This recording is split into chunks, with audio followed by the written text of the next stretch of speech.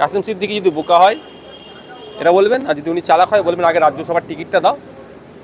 কেন শাসক দলের হয়ে প্রতিনিধিত্ব করতে গেলে আগে রাজ্যসভায় পাঠাও, কেন কন্টেস্টে নামবে? তবে একটা কথা, আমি রাজনীতির ময়দানে এসেছি, সামনে যে কেউ আসতে পারে, গণতান্ত্রিক প্রক্রিয়ায় কন্টেস্ট করবো। আজকের মুসলিম সমাজের আমি কারোর সঙ্গে একমত হতে পারি, কারোর সংগঠন আমি সদস্য না থেকেও বলতে পারি মুসলিম সমাজের কাছে একটা গ্রহণযোগ্য এবং গুরুত্বপূর্ণ মুখ। তার অনেক ড্রব্যাক থাকতে পারে, তার অনেক বিষয়ে আমি একমত নাও হতে পারি। আজকে নওশাদ সিদ্দিকী বা আব্বাস সিদ্দিকী যাই বলুন, তারা রাজনৈতিক দল করুক, যাই করুক, সংগঠন করুক, কিন্তু তারপরে বলবো তাদের লক্ষ লক্ষ মানুষ তাদের কথা শোনে। মুখ্যমন্ত্রীর বক্তব্য নিশ্চয়ই আপনি শুনেছেন, কি বলবেন? খুব দুর্ভাগ্যজনক। মমতা বন্দ্যোপাধ্যায় আরএসএসের সঙ্গে যুক্ত, এটা আমরা জানতাম, কিন্তু উনি যে অভিনেত্রী অভিনয় করে চলেছিলেন, এই মাশাআল্লাহ ইনশাআল্লাহ কলমা পড়া, বুরখা আঁচল চাদর নিয়ে চলা, 10,000 মাদ্রাসা দেবো, আরও কত কি, কিন্তু আমরা জানতাম এগুলো ওনার মুখোশ, এগুলো মিথ্যা কথা। কিন্তু সুতিতে দাঁড়িয়ে যে কথা, যে হুঙ্কার তুললেন, এর আগে নেতাজি ইন্ডোর স্টেডিয়ামে বলেছিলেন বাংলার বুকে কেউ ওয়াকফ নিয়ে আন্দোলন করবে না, দিল্লিতে যাও। আমরা তখনও ভাবছিলাম এইটা যে বিশাল উনি ভুল করেছেন, এইটা উনি রিয়েলাইজ করছেন। এর আগে ফিরহাদ হাকিম, শওকত মোল্লা, ছুটলেদের দিয়ে বলার ছিল, তারপর নিজে যখন বললেন তো আমরা ভাবলাম এটা মনে হয় ভুল ক্যালকুলেশন হয়েছে, ক্ষতি হয়েছে, বুঝতে পেরেছেন।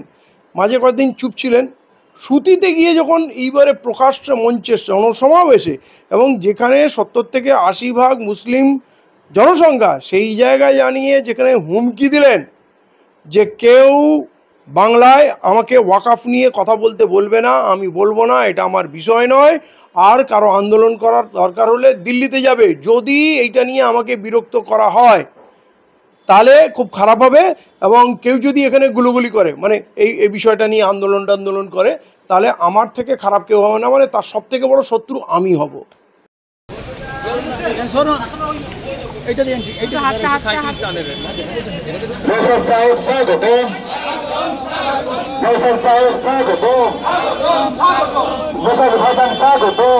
প্রাথমিক বিদ্যালয় ওর মিড ডে মিলের যে ভবনটা নির্মাণ হয়েছে, ওটা আপনাদের মাইনেটা যে টাকায় দেওয়ার কথা, বাড়ানোর কথা, সেই টাকাটা কেটে দিয়েছে।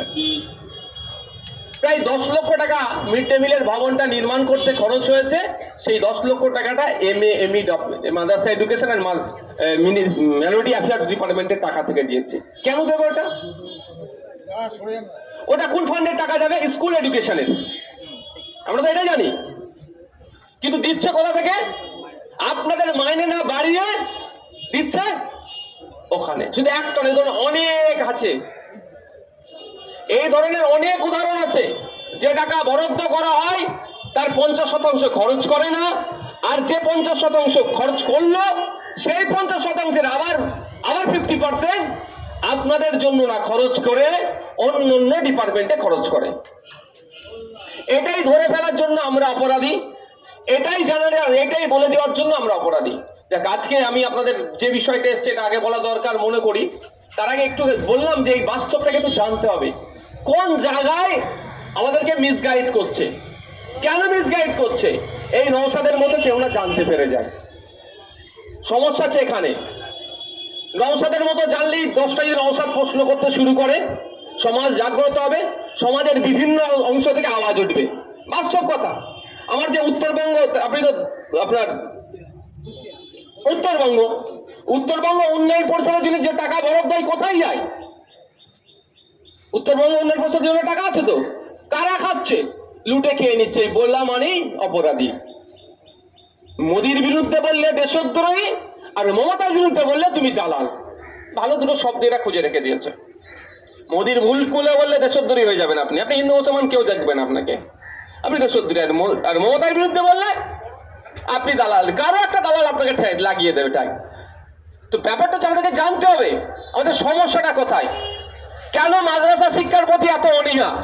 মাদ্রাসা শিক্ষা ব্যবস্থা আজকের নয়, মাদ্রাসা বোর্ড আজকের নয়, তারপরেও মাদ্রাসা শিক্ষা ব্যবস্থাকে ধ্বংস ইচ্ছাকৃত ভাবে করছে, যাতে এখানে বেশিরভাগ সংখ্যালঘু, দলিত, আদিবাসী, পিছিয়ে বর্গের ছেলে মেয়েরা পড়াশোনা করে, এদেরকে ধ্বংস করো। এরা না মূল স্রোতে আসতে পারে, এরা না প্রশ্ন করতে পারে, এরা যদি প্রশ্ন করতে থাকে তো এদেরকে নিয়ে শুধু ভোট ব্যাংক করে রেখে, শুধু ভুল বুঝিয়ে রেখে যেভাবে আমরা ভোটগুলো লুটছি, আর লুটতে পারবো না। ভোট ব্যাংক করে রেখেছি, আর ভোট ব্যাংক থাকবে না। আপনাদের যে ডিমান্ড গুলো আছে, কি অবৈধ ডিমান্ড তো একটাও নয়। যেটা মাননীয় নিজে মুখে ঘোষণা করেছিলেন 2021 সালে আনএডেড গুলোকে এডেট করা হবে। আজকে 5 বছর 4 বছর হয়ে গেল, এখনো কেন এডেট হলো না? এটা তো বৈধ ডিমান্ড। তো এটা কবে করবে? এটা করতে গেলে আমি আপনাদের বলি, কথাটা হয়তো অনেকের খারাপ লাগতে পারে, কিছু করার নেই। শুধু টিচাররা বসলে হবে না, আপনারা তো বাচ্চাদের পড়ান, তাদের গার্জেন লাগবে, সেই বাচ্চাগুলোকে আনতে হবে। আমার কথাটা কেউ কেমন ভাবে খারাপ বলতে পারে যে বাচ্চাগুলোকে তুমি প্রতিবাদের জন্য ডাকছো। হ্যাঁ, আমি বলছি ওদের ভবিষ্যৎ খারাপ হচ্ছে, ওদেরকেও আসতে হবে প্রতিবাদ মঞ্চে। যার আপনার স্কুলে 1500-700 ছেলে মেয়ে আছে, ওই পুরো গার্জেনদেরকে তুলে আর বাচ্চাগুলোকে তুলে নিয়ে এসে রাস্তায় বসতে হবে। তাই সরকারের যদি একটু টনক নড়ে, নাহলে আমি আপনাদের বলছি এ হবে না। এই যে বলছেন, আমার আশা আমি দেখতে পাচ্ছি না। ভাই, খারাপ ভাবে নেবেন না, আমি আপনাদের মোটিভকে নষ্ট করতে চাইছি না। আর নাহলে লাগাতার থাকতে হবে পড়ে। কি করবে আপনাদের? পুলিশ তুলে নিয়ে যাবে, জামিন হবে, আবার এসে বসবেন, আবার তুলে নিয়ে যাবে, জামিন হবে, আবার এসে বসবেন, আবার তুলে নিয়ে যাবে, জামিন হবে, আবার এসে বসবেন। কারণ কি? আপনাদেরকে যদি আমি যে যেমন তাকে সেই ভাষায় উত্তর দিতে হবে। মনে করেন তুলে নিয়ে গেল, 2 দিন পরে হয়তো জামিন হয়ে গেল, চললেন বাড়ি চলে গেলেন কুচবিহারে, দিনাজপুরে, ফুরফুরা চলবে, যার বাড়ি চলে গেলে হবে না। ওই জামিন পাবেন, ওখান থেকে এসে আবার বসতে হবে। ওদেরও দেখতে হবে, বুঝাতে হবে যে তোমরা কতবার আমাকে অ্যারেস্ট করতে পারো, আর আমি কতবার আমার হকের জন্য বসতে পারি। এটা নাহলে আপনি পারবেন না। এই 5 দিন ধর্ণা দিয়ে আপনি মনে করেন চলে যাবো, ও যেন 5 দিন হচ্ছিল, হোক, ওই রকম হয়। সিটি অফ জয় এখন নেই তো, সিটি অফ জয় আছে, ধর্ণা শহর হয়ে গেছে কলকাতা। তাই আমি আপনাদের বলবো, মানসিক ভাবে আপনাকে শক্তিশালী হতে হবে। কারণ আপনাদের যে ডিমান্ড গুলো আছে, একটাও অবৈধ ডিমান্ড নয়, প্রত্যেকটাই বৈধ ডিমান্ড।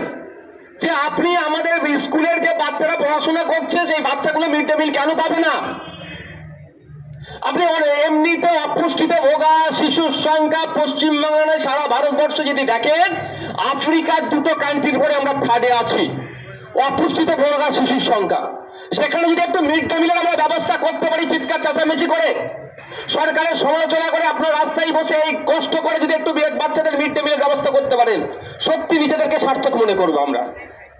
আমি এই ঘন্টাখানেক সময় দিয়ে চিৎকার করে আপনার এই 5-7 দিন টাইম দিয়ে যদি অন্তত প্রথম বাচ্চাদের মিড ডে মিল এইটা ব্যবস্থা করতে পারেন, অন্তত সৃষ্টিকর্তার কাছে কেউ, ভগবানের কাছে কেউ, আল্লাহর কাছে অন্তত বলতে পারবেন যে বাচ্চাগুলোর মুখে আমরা অন্তত এক বেলা আহার তুলে দিতে পেরেছি।